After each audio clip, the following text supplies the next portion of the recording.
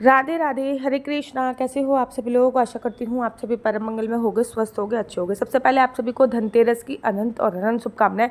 हर साल मैं ये वीडियो बनाती हूँ कि भैया धनतेरस से प्रारंभ होता है यमराज के निमित्त दीपदान करना, और ये बहुत इम्पोर्टेंट होता है।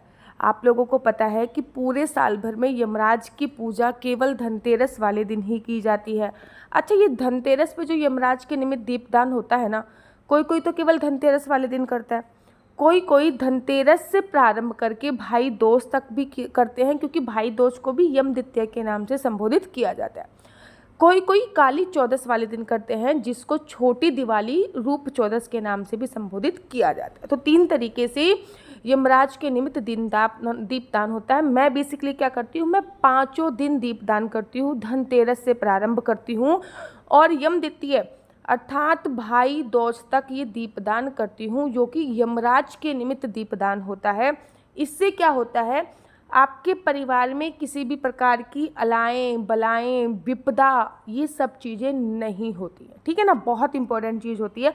अकाल मृत्यु से अगर आपको अपने परिवार को बचाना है तो यमराज जी को प्रसन्न अवश्य करना पड़ेगा, और यमराज जी को प्रसन्न करने के लिए केवल और केवल एक ही संसाधन होता है, वो होता है पूरे साल भर में धनतेरस से लेके यम द्वितीया तक प्रतिदिन यमराज जी के लिए दीप दान करना है। इसके पीछे एक कथा भी है, वो कभी और किसी वीडियो में बताऊंगी, क्योंकि इस वीडियो में मैं आपको बताने वाली हूँ दीप दान कैसे करना है। अच्छा, जो लोग अपने गाँव में जाएंगे दिवाली सेलिब्रेट करने, ठीक है ना, शहर में रहते हैं लेकिन गाँव में जाना दिवाली सेलिब्रेट करने, तो वो लोग केवल धनतेरस वाले दिन ही दीपदान करेंगे या फिर छोटी दिवाली वाले दिन ही दीपदान करेंगे। 5 दिन का वो लोग संकल्प नहीं लेंगे, क्योंकि जब हम प्रथम दिन दीपदान करेंगे यमराज के निमित्त तो 5 दिन का संकल्प ले लेंगे। लेकिन जो लोग अपने घर पर ही हैं, ठीक है ना, लेकिन कुछ कुछ लोग ऐसे होते हैं ना, फॉर एग्जाम्पल अगर हम गाजियाबाद में रहते तो हम अपने ससुराल में जाते तो हम धनतेरस पर दीपदान करके अपने ससुराल चले जाते। लेकिन अभी हम बाहर हैं तो हम क्या करेंगे, तब हम 5 दिन का दीपदान करते हैं और यमराज से ये प्रार्थना करते हैं कि यमराज की क्रूरदृष्टि अर्थात यमराज की छाया भी हमारे परिवार पर नहीं पड़नी चाहिए, हमारे परिवार पर किसी की भी अकाल मृत्यु नहीं होनी चाहिए। आपने देखा होगा कि ये मंगल का साल है, इस साल कितने ज़्यादा एक्सीडेंट वगैरह हुए हैं, ठीक है ना, ये सब अकाल मृत्यु के कारण ही होते हैं एक्सीडेंट वगैरह। तो यमराज से हम प्रार्थना करते हैं कि हमारे परिवार की किसी की भी अकाल मृत्यु ना हो, ये बहुत इम्पोर्टेंट होता है। अब यमराज के निमित्त जब आप दीपदान करते हो तो सबसे पहले आटे का ही दिया लिया जाए। देखो 99% मैं आपसे बोलूँगी आटे का दिया लो।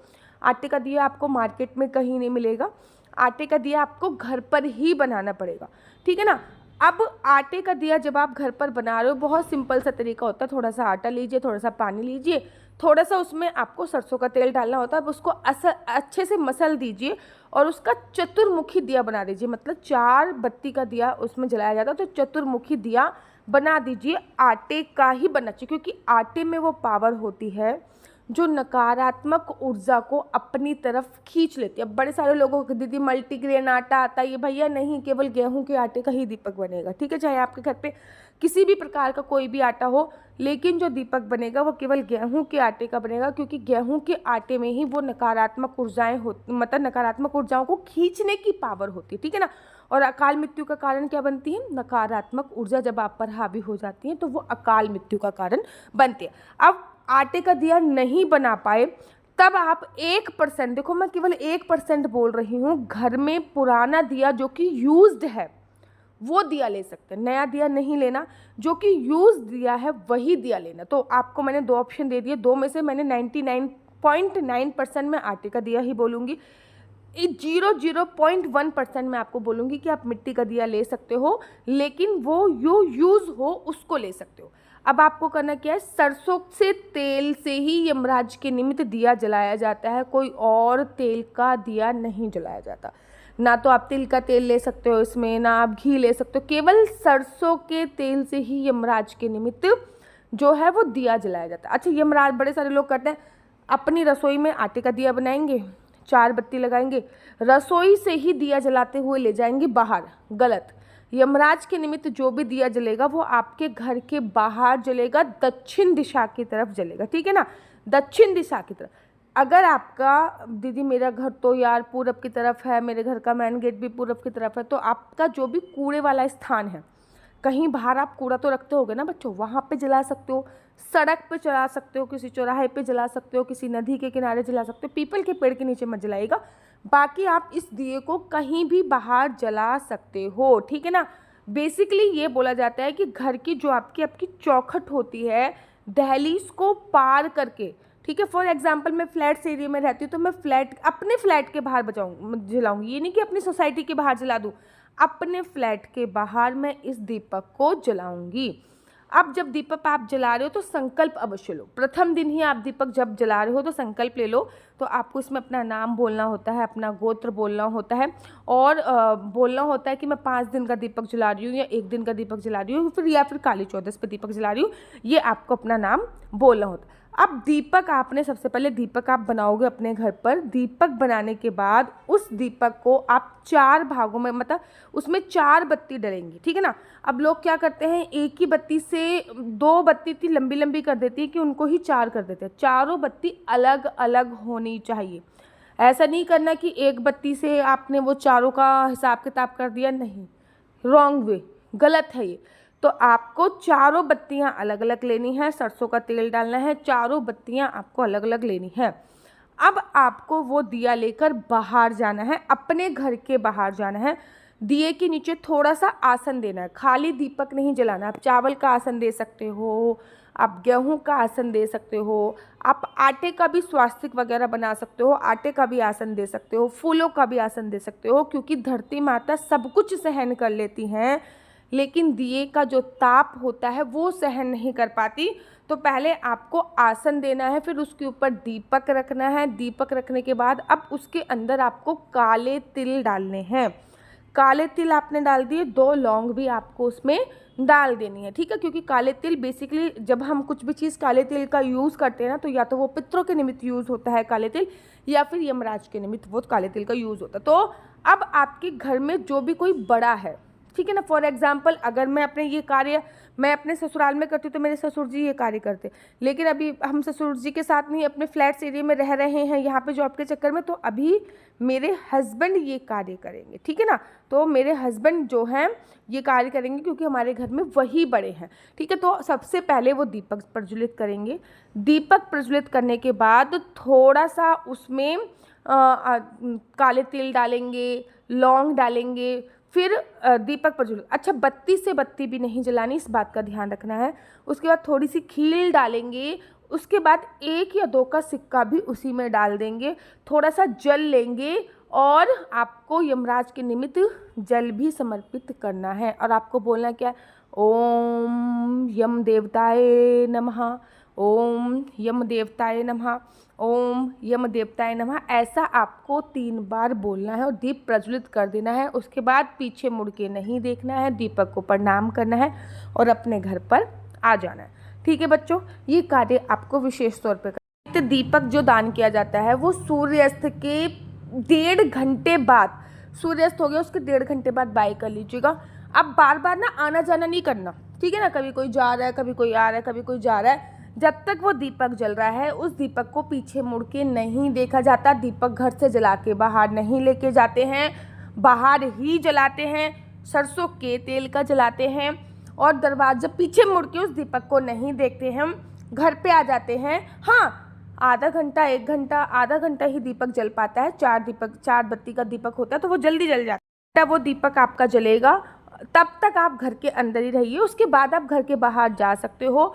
सुबह सुबह वो जो दीपक का सारा सामान है, जो आपने नीचे आसन दिया है, ये सब घर के अंदर नहीं लेके आना। इसमें से कुछ भी, जो आटा है, आटे का दिया बनाया, उसको तोड़ तोड़ के आप पशु पक्षियों को डाल दीजिए। नीचे जो आपने आसन में चावल दिए वो भी पशु पक्षी को डाल दीजिए, ठीक है ना। उसके बाद जो बत्ती है वो आप बाहर थ्रो आउट कर दीजिएगा। उसके बाद 1 या 2 का सिक्का बचा है, उसमें कुछ पैसे और मिलाकर किसी को दान स्वरूप आप दीजिएगा। ऐसा आपको करना है। तो ये एकदम करेक्ट प्रोसीजर है।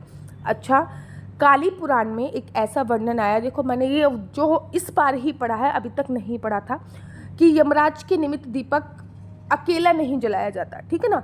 ये उसके साथ 2 दीपक जलते हैं कि यमराज के निमित्त दीपक जलता है, दूसरा तुलसी माता के पास। अब रात बहुत हो जाती है तो तुलसी माता को बिना स्पर्श करे एक सेम दीपक जो आप यमराज के निमित्त जला रहे हो वो दीपक आपको तुलसी पे भी, दूसरा दीपक तुलसी पे भी रखना होता है। तो आपके कोई भी क्वेश्चन हो तो मुझे कमेंट्स में ज़रूर पूछ लीजिएगा।